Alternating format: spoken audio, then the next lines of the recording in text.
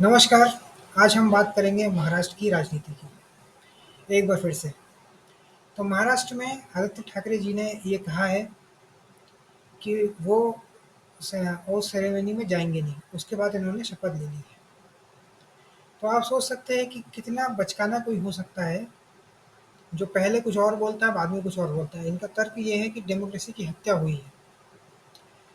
उसी ईवीएम से आप जीते हो। उसी ईवीएम से विकास आघाड़ी में आपकी सबसे ज़्यादा सीटें आई हैं, 20 सीटें। और उसके बाद आप कह रहे हो कि हम शपथ ही नहीं लेंगे। तो आप सोच सकते हैं कितना पॉलिटिकल इमेच्योरिटी है। एक महिला जर्नलिस्ट थी जिनके वीडियो वीडियो वायरल हुआ था, जहाँ पर उन्होंने कह दिया था कि ये महाराष्ट्र का पप्पू साबित होगा।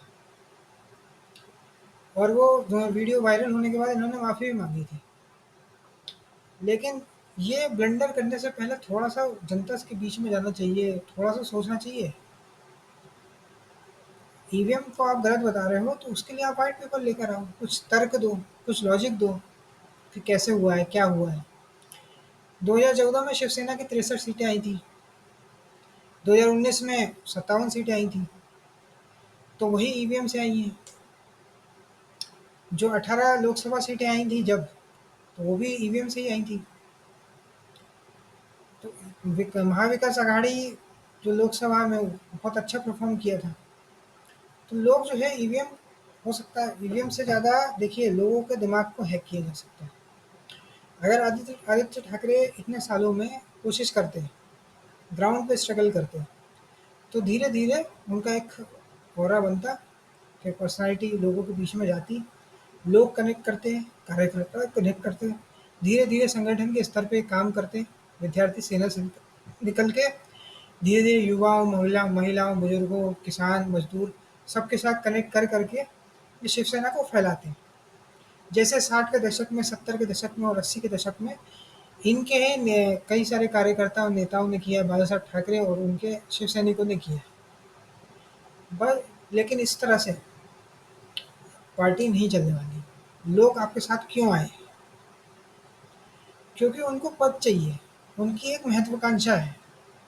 एक बहुत बड़ी पार्टी की प्रवक्ता है जो नेशनल पार्टी थी, मतलब अभी भी है लेकिन उनकी सीटें कम हो गई हैं, वो आपकी पार्टी में क्यों आई है? राज्यसभा सीट के लिए। इसमें कुछ सोचना ही नहीं है। हर कोई राजनीति में महत्वाकांक्षा के साथ आता है। जनसेवा करते हैं, ये सब कहने की बातें हैं।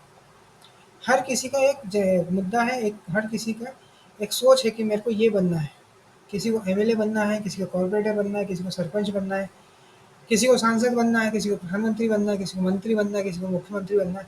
सबका एक महत्वाकांक्षा है। जनसेवा के लिए कुछ नहीं किया जाता, किसी की कोई विचारधारा नहीं होती है राजनीति में। सब लोग अपने फायदे के लिए ही राजनीति में आते हैं। अगर कोई आपसे कह देगा कि चुनाव मत लड़ो, सिर्फ जनसेवा करो, तो पॉलिटिक्स जो है वो एनजीओ की तरह नहीं चलती है कि आप इमोशनल कार्ड खेल लो। आपको जनता ने 20 सीटें दी हैं, तो आपको ग्राउंड पे काम करना ही पड़ेगा। वर्ली में और मुंबई की अलग-अलग जगह पे आपको जनता के मुद्दे उठाने पड़ेंगे। आपको एक व्हाइट पेपर लाना पड़ेगा कि क्यों ईवीएम हैक हुआ है। आपको पीआईएल बार-बार फाइल करते रहना पड़ेगा, कोर्ट में प्रूफ करना पड़ेगा, इलेक्शन कमीशन को प्रूफ करना पड़ेगा कि ईवीएम हैकिंग हुई है, जो आप कह रहे हैं। ऐसे हवा-हवाई बातों से कुछ नहीं होता है। और डेमोक्रेसी की हत्या हुई है, तो आप विधानसभा में बोलिए। आपके राज्यसभा सांसद हैं, वो बोलें, वो अपनी स्पीच दें, वो डिबेट करवाएँ। इस तरह से चीज़ें नहीं होती हैं। आज मैंडेट अगर आपको मिला है, तो आपको उसको स्वीकार करना पड़ेगा। धीरे-धीरे आपको अपना संगठन बनाना पड़ेगा, लोगों के बीच जाना पड़ेगा। ईवीएम हैक से भी ज़्यादा खतरनाक है, लोगों का दिमाग हैक किया जा सकता है।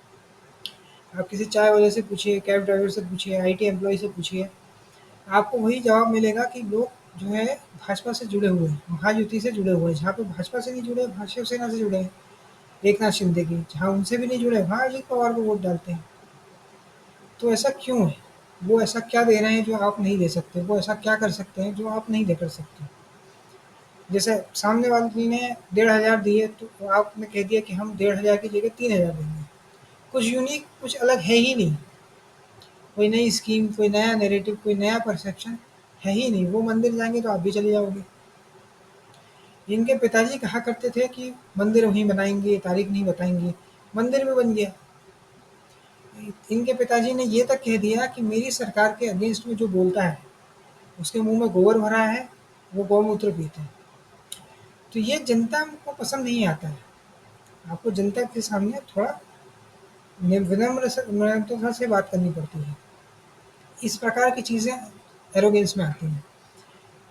आप अपने आदित्य ठाकरे अपने दादाजी की तरह बनना चाहते हैं, अच्छी बात है, लेकिन बाला साहब ठाकरे को लोगों ने वैसे ही एक्सेप्ट किया था, जैसा आपको एक्सेप्ट नहीं करने वाले हैं। आपको अपना एक पर्सोना क्रिएट करना पड़ेगा अगले 15-20 साल में, क्योंकि आपकी जो पार्टी जिस गर्त में है, वहाँ से आपको मेहनत कर कर के एक कार्यकर्ता, एक नेता बना-बना के आपको वहाँ तक पहुँचना पड़ेगा। उसमें आपको बहुत मेहनत लगेगी, कम से कम 15 साल लगेंगे। शिवसेना भी रातों-रात नहीं बनी थी। बाला साहब ठाकरे 60 के दशक में 15 गली मोहल्लों में 15-20 लोगों के बीच में स्पीच दिया करते थे। उनका मज़ाक उड़ाया जाता था कि इनकी सरकार नहीं है। 10 साल तक उनका कोई शाखा नहीं थी। 20-25 साल तक इनका 1 या 2 विधायक थे। वहाँ से ये 60 के दशक से लेकर 95 में इनकी सरकार बनी। तो कितनी लंबी मेहनत करी है। उसमें भी कभी शिवसेना के 74 सीट से ऊपर कभी नहीं आए।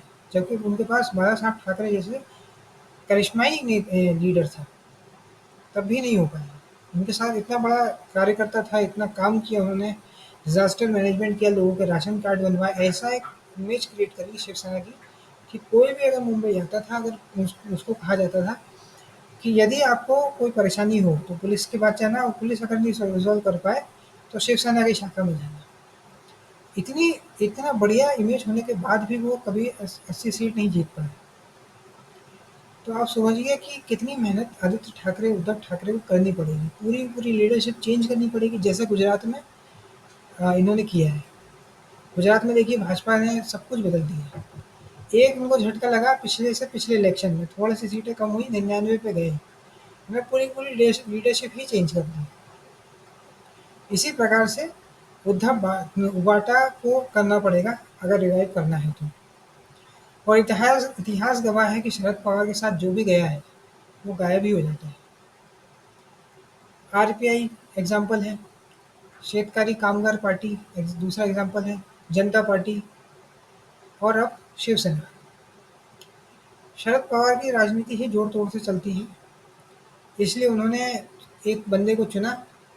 उन्होंने सोचा कि इसके थ्रू शिवसेना खत्म करेंगे, उन्होंने एनसीपी भी खत्म कर दी, भस्मासुर बन गए। तो वो लीडर कौन है? अगर आपको समझ में आ गया है तो आप कमेंट सेक्शन में बता सकते हैं। और वो दोनों साइड से बैटिंग करते हैं, वो शरद पवार के लिए भी बोलते हैं, वो उद्धव ठाकरे के लिए भी बोलते हैं। तो आपको समझना होगा कि ऐसे लोगों से दूर रहना पड़ता है जो ग्राउंड लेवल लीडर नहीं होते हैं। आपको ग्राउंड में जनता से साथ कनेक्ट करना पड़ेगा, कार्यकर्ताओं से कनेक्ट करना पड़ेगा। आपको महाराष्ट्र में हर जगह जाना पड़ेगा, जहाँ-जहाँ आप हारे हो वहाँ पे बहुत मेहनत करनी पड़ेगी। तब जाके उबाटा जो है वो रिवाइव कर पाएगी, नहीं तो नहीं कर पाएगी। यूपी में जब अमित शाह जी गए थे, तो उन्होंने कहा था कि आप विधायक जिताओ चाहे मत जिताओ, सांसद जिताओ चाहे मत जिताओ, हमें बस बूथ जिता दो, हमारा काम हो जाएगा। फिर देखिए कैसे जीते, जीत मिली है। 200 300 सीटें मिली पहली बार में, दूसरी बार में थोड़ी कम मिली। ऐसे ही लोकसभा में पहली बार में जीत गए, दूसरी बार में थोड़ा कम हुआ, अभी इनको एक सेटबैक मिला। लेकिन उस सेटबैक से भी ये पलटी मार के वापस इन्होंने कमबैक किया। हरियाणा, पहले हरियाणा इलेक्शन में और अभी महाराष्ट्र इलेक्शन में। झारखंड ये फिर भी हार गए। तो यदि आपको लगता है कि ईवीएम हैक है, तो आप कोई प्रूफ लेकर आइए इलेक्शन कमीशन को, या पीआईएल डालिए, या कोई एक वाइट पेपर लाइए कि इस इलेक्शन में ऐसा हुआ है, इस इलेक्शन में ऐसा हुआ है। कुछ सर्वे करवाइए, जनता से पूछिए। अगर जनता कह रही है कि हमने तो वोट डालना ही नहीं था, हमें तो हम तो उबाटा को वोट डालना चाहते थे और वहाँ पे कोई और जीत गया, तो भी ये बात तर्कसंगत लगेगी, तब आप श्योरिटी से कह सकते हो। बट मुझे नहीं लगता है कि उबाटा का कोई ग्राउंड पे लीडर ऐसे बचे हैं जैसे कि एकनाथ शिंदे की शिवसेना में होते थे। तो ये ज़रूरी है कि आपको जनता के साथ कनेक्ट करना पड़ेगा। बार-बार आपको मुंबई में लोगों से मिलना पड़ेगा, कोल्हापुर जाना पड़ेगा, सतारा, सांगली जाना पड़ेगा, नागपुर जाना पड़ेगा। विदर्भ के किसानों को, मराठवाड़ा के किसानों की समस्या को समझना पड़ेगा और विधानसभा में उठाना पड़ेगा। जो 20 विधायक हैं, आपको बहुत मेहनत करनी पड़ेगी, 20 से पहले 50 तक लेकर जाना पड़ेगा, 50 से 100 तक लेके जाना पड़ेगा, तब जाके आपकी खुद की सरकार बनेगी और फिर जो आपकी सीएम बनने की महत्वाकांक्षा है वो पूरी हो सकती है। ये जो चीज़ें हैं कि हम ओथ ही नहीं लेंगे, तो आप नहीं लोगे शपथ, तो फायदा है भाजपा का। उनको तो चाहिए कि एक ऐसा ऐसा लीडर आए जो ग्राउंड पे हो ही ना, जिसका कोई विधायक ना हो, फिर तो सारे ही ऑर्डिनेंस पास कर दिए जाएंगे, फिर वो जैसा चाहें वैसा कर सकते हैं। इसलिए अपोजिशन भी ज़रूरी है। इसलिए वाटा को वापस वापस जिताने के लिए इन्हें बहुत मेहनत करनी पड़ेगी ग्राउंड पे। हवाई बातों से कुछ नहीं होता है। आपको भी वैसी मेहनत करनी पड़ेगी जैसे आपने आपके दादाजी ने की थी अपने समय में। जब तक आप मेहनत नहीं करोगे तब तक आप जीत नहीं सकते हो, और इस तरह की पब्लिसिटी स्टंट से कुछ होने जाना नहीं है। अगर ये वीडियो आपको पसंद आए तो वीडियो को लाइक करें, शेयर करें और चैनल को सब्सक्राइब करें। धन्यवाद।